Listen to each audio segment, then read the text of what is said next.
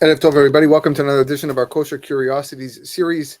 This is our 11th installment of the class, and this is our final installment on the discussion of bugs. For the last couple of shiurim, we've discussed the source of eating bugs, the problem with eating bugs, and last class we actually looked at the opinions with regard to very, very small insects in vegetables and what the halachic status of them are. We mentioned that according to the halacha, these small insects that we cannot see are perfectly fine if they are in our vegetables and our fruits, and we can eat them because we cannot see them. And halacha only forbids us to consume bugs that we can see. However, there's a very, very strict opinion, the most extreme, that says that we really have to do everything we can to get those bugs out.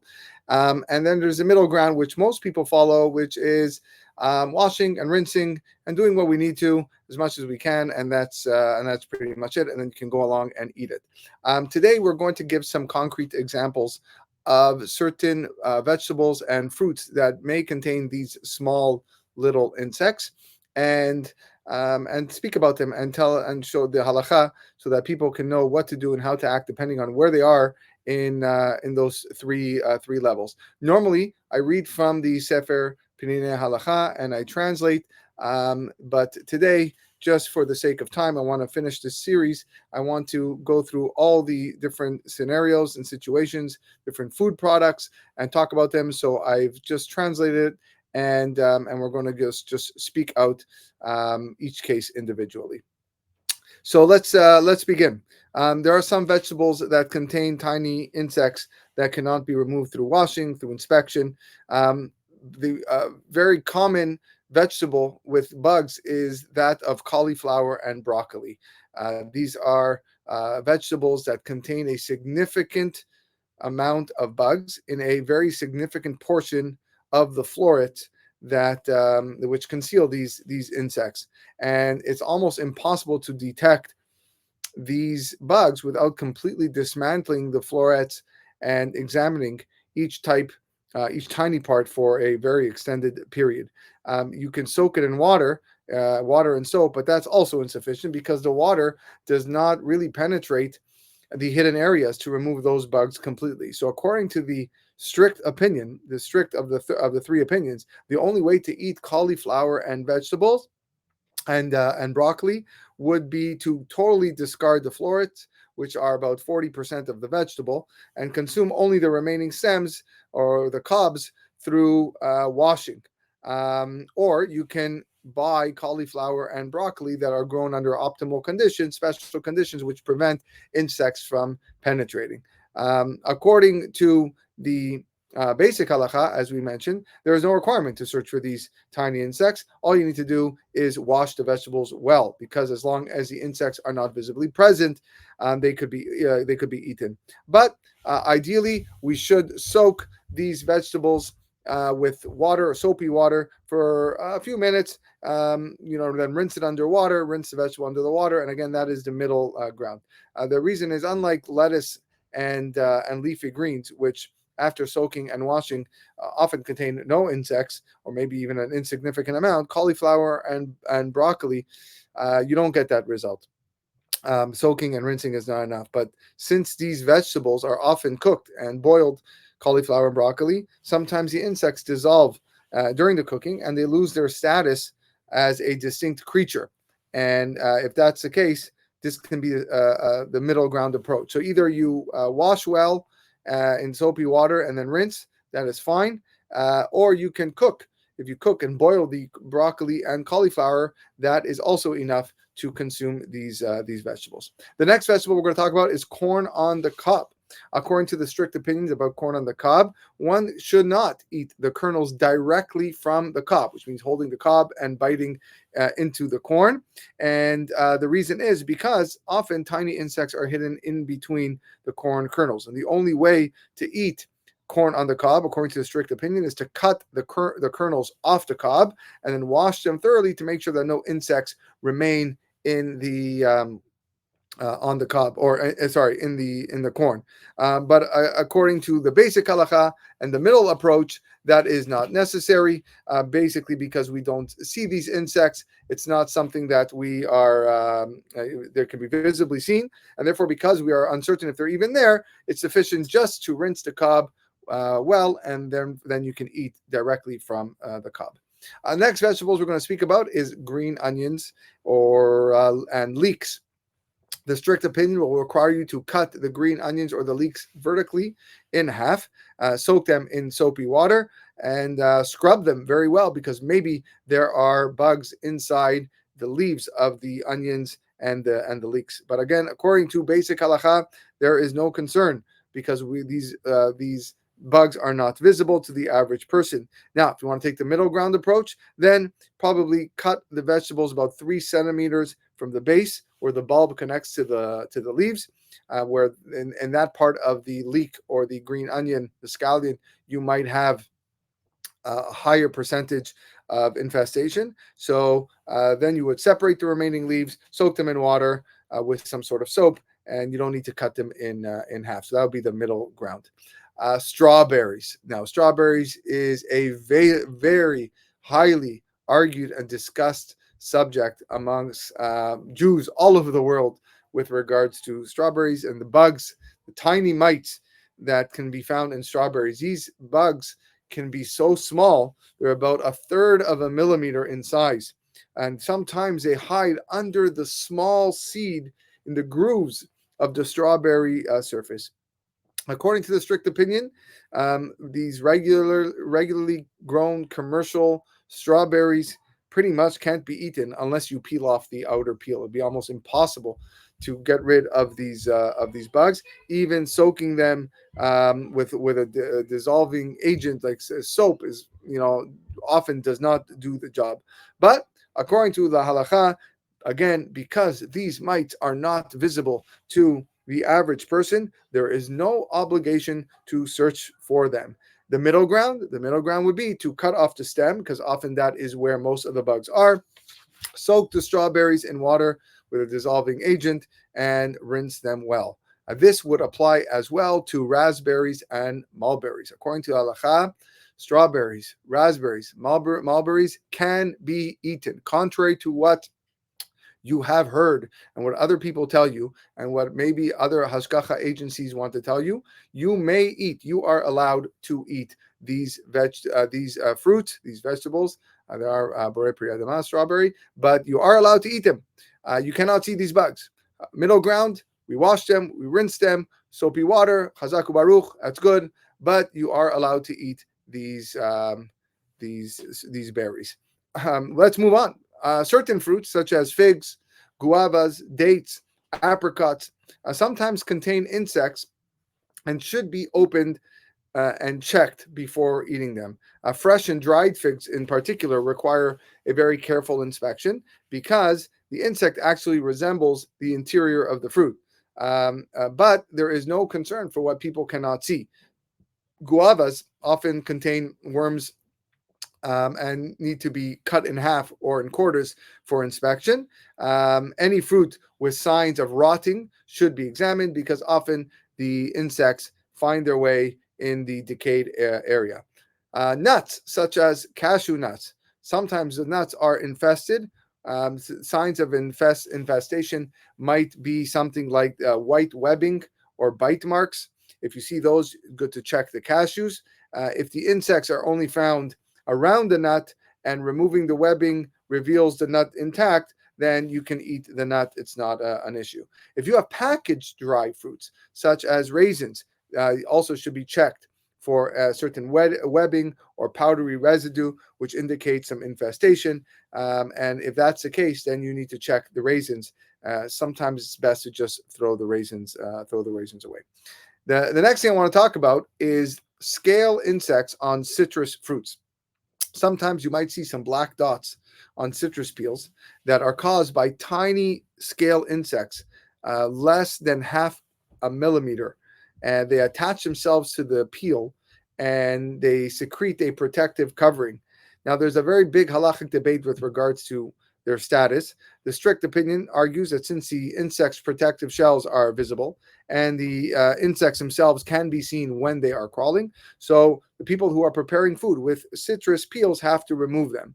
And additionally, when you're peeling an orange, you have to ensure that the insects don't transfer to the fingers, and then your finger is going to touch other food. That's a strict opinion. The more lenient opinions hold that there is no concern because without the protective layer, the insects wouldn't be visible to the naked eye and the average person. And even if you do notice them, we're probably going to assume that it's just dirt. And especially true when you have a black dot on a peel and you're unsure and unclear whether or not that's dirt or an insect shell. And even if it is a scale insect covering, the insect itself may no longer be present because often there are males and female insects. When the males leave, the female insects eventually deteriorate, and once they deteriorate, they have no halachic significance. So the lenient view generally is followed when it comes to scale insects on citrus peels. Let's move now to grains such as rice and legumes. Sometimes they contain insects that developed in the kernel or among the kernels while in field or in the storage. The higher the crop, the better the quality, the cleaner, the colder the storage, the less chances that you will find these insects and lower likelihood of infestation, especially due to consumer demand of people wanting clean products. These storage conditions have improved over time and the storage durations have shortened. So therefore, if you're buying rice and legumes from reputable stores and clean stores, the risk of infestation is extremely low, and therefore you don't have to check these grains. Only if you have a package that shows signs of prolonged or improper storage, in that situation, then you have to check. And if you do happen to find one insect in a package of rice, halakha says you have to inspect the entire package. It's not just, okay, I only found one, it's an off chance and forget about the rest. No, you got to inspect the rest of the package. If you find webbings or crumbs or powder, there's a likely chance of infestation, and therefore you need to examine it well. And yes, we do have food companies today that, thank God, maintain a very high level of hygiene standards and are willing to replace things right when they notice a little bit of infestation to replace it with new products. But nevertheless, we have to keep an eye on it.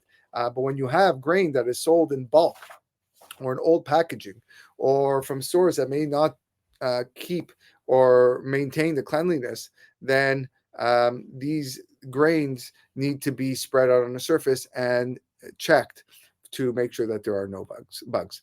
Chickpeas and beans. There are two concerns with chickpeas and beans and similar legumes. Number one, we like with the other grains, they might have insects. And two, sometimes you have flies and gnats that lay eggs inside them, which develop into larvae.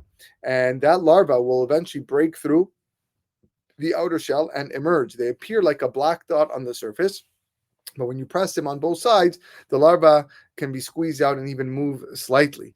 Now, since these larvae are not visible when they're dry, they need to be soaked. These legumes need to be soaked in boiling water for about 30 minutes or in lukewarm water for about 8 hours. And that causes the outer shell to become translucent and making it impossible to inspect the kernels. When you buy these legumes, such as chickpeas, from reputable companies with proper storage, then again, inspection is unnecessary. Just check quickly with your eyes, and that's fine. But if they have been on the shelf for a long period of time, or they're stored improperly, or purchased from a less reliable company, or you buy them in bulk, then you need to thoroughly check the chickpeas. Flour. Now, flour is a very, very important subject to discuss. A lot of people think that, oh yeah, I just buy flour from the store. Now, what could be wrong with flour? It's not a fruit. It's not a vegetable. My flour looks very clean. I'm okay to use any flour. Well, not necessarily. If insects develop in the flour but have not left the flour, then there's no prohibition. There's nothing wrong. Because, like we said earlier, I think last class, that the status is like insects found inside detached fruit. And as long as the insect has not separated itself from the fruit, then they're not forbidden. But if the insects are visible in the flour, and there's a likelihood that they were removed and then return to the flour, then many authorities actually say that these insects are prohibited. Now, there's a debate amongst the poskim regarding standard flour, whether it needs to be inspected or not. Many rule that because of safek sveka, a double doubt, the checking is unnecessary. What is the double doubt? Doubt number one is there might not be any insects in the flour. That's number one. And doubt number two is that even if there are insects present, they may not have separated. They may not have moved from their spot. They're not forbidden. That's one way of looking at it. And those rabbis would say it is fine to not inspect flour. Others say that since the insects are sometimes found in the flour, and the flour can easily be sifted, it's not a very difficult process, that one should not rely on the safek sveka, the double doubt. And therefore, the Jewish custom has become to sift flour whenever possible before use. However, if you did not sift your flour before use, everybody holds that the food that you baked or the food that you cooked, it remains kasher and you don't have to worry about it. Now, if you have the custom to sift flour, what type of sieve should you use? So the strict opinions would say that you require a sieve of 70 mesh, which means 70 holes per square inch, to remove the very, very tiny insects. They call them flour mites, slightly larger than a grain of flour, and can only be removed through a very dense sieve. But the standard halacha says you don't need that fine of a sieve. You can use a regular 30 mesh, that's 30 holes per square inch. And the reason is, number one, because the primary halachic position, like we mentioned, is that these tiny insects do not need to be considered. Number two, as long as the insects are not separated from the flour, they are not prohibited. And three, they are unlikely to have moved in and out of the flour. In the past, flour commonly became infested, and this was because of two reasons. Number one, the milling was incomplete. It left the eggs intact, which allowed insects to hatch in the flour. And second, it was through external contamination, where the flying and crawling insects laid eggs in the flour. Baruch Hashem, today we have a lot of technological advancements. There's consumer demand for clean products, and flour has considerably improved, even in developed countries. And therefore, the reliable countries make sure to ensure thorough milling, which destroys most of the eggs, and they also use heat and nitrogen gas as well to eliminate any remaining ones. Therefore, then the flour is packaged and sealed in bags to prevent any contamination. But if the flour is stored improperly on the floor in unclean areas for extended periods, then there's a higher risk for infestation, because insects can and will pierce the packaging and lay eggs inside. So what are the guidelines for flour inspection? So if you have white flour that is sealed in a package from reliable brands, we can assume that flour is insect-free. No sifting is required. But if you're pouring the flour inside a bowl, just a quick little check is great. If you buy flour from bulk sources or less reliable storage, then it should be sifted. And even flour from trusted brands should be sifted if stored for long periods in suboptimal conditions. Commercial kitchens should always sift their flour due to bulk purchasing. Commercial kitchens usually buy their flour from bulk, and also storage challenges. If you have a bag of flour that is opened, it can also become infested, even if because it's left exposed, unless you close it well. So if you have your flour sitting out in warm weather, even for a few hours, that can lead to infestation. And to prevent this, one thing that you can do is store your flour in the refrigerator. I know it's not a common practice, but if possible to do that, that is recommended. If frequent infestation is noticed for a particular brand or a store, then that flour should always be sifted. And if the infestation occurred as a one-time because of a poor storage issue, then that brand's reliability will remain intact. Lastly, whole wheat flour. Whole wheat flour requires sifting because it is coarsely milled. And because it's coarsely milled, it may retain the eggs. Some companies do treat the whole wheat flour with nitrogen, as we mentioned, and they vacuum seal it and they make it safe without sifting. If the whole wheat flour is kept in a cold area, refrigerator, that is fine because the eggs do not hatch in those conditions. If you're unsure, always make sure to sift and check. Moving away from flour, we have two more issues that we're going to tackle tonight. The first one is that of meat. Worms that are found in the flesh of a living domesticated or a wild animal or a living bird are forbidden. If they entered from the outside, they were already prohibited. If they came from the outside, if a fly flew into a piece of meat, then of course it's prohibited because that fly was crawling. If they developed within the flesh, then just as it's forbidden to eat the meat without proper slaughter, so too it's forbidden to consume worms that developed within it. Even after slaughter, the worms remain prohibited because slaughter only permits the meat of the animal or the meat of the bird, but it does not permit the worms within it. However, worms that developed in the flesh of an animal or bird after slaughter are not forbidden. Because they follow that rule of worms that were found in detached fruit. As long as the worm has not left its original place, they are not considered prohibited. The same applies to worms that developed in cheese. If they have not separated from the cheese, then they are not forbidden. Nevertheless, we do have the issue of Baal Teshaketsu. Baal Teshaketsu, we spoke earlier, is a feeling of disgust, and therefore we should not be eating these worms due to this prohibition because simply it is disgusting. Meat sold in reputable stores, in your supermarkets, is free of infestation because there is strict adherence to hygiene and health regulations that prevents diseases, that prevent contamination, and inhibits the development of worms in the meat. However, during food preparation, during serving, the meat needs to be protected from all insects and all flies. In large kitchens, for example, or during the summertime, it's very important to make sure that this happens. Maybe install some screens in your kitchen, fly traps to prevent infestation of meat and other food products. Worms that develop in the flesh of fish, whether the fish is alive or dead, are not forbidden as long as they do not leave the flesh. This is different than we said by meat, where only worms that developed after the shechita, after the slaughter, is permitted. But in fish, even if the worms developed while the fish was alive, they are considered part of the fish's flesh, which is kosher without requiring any slaughter.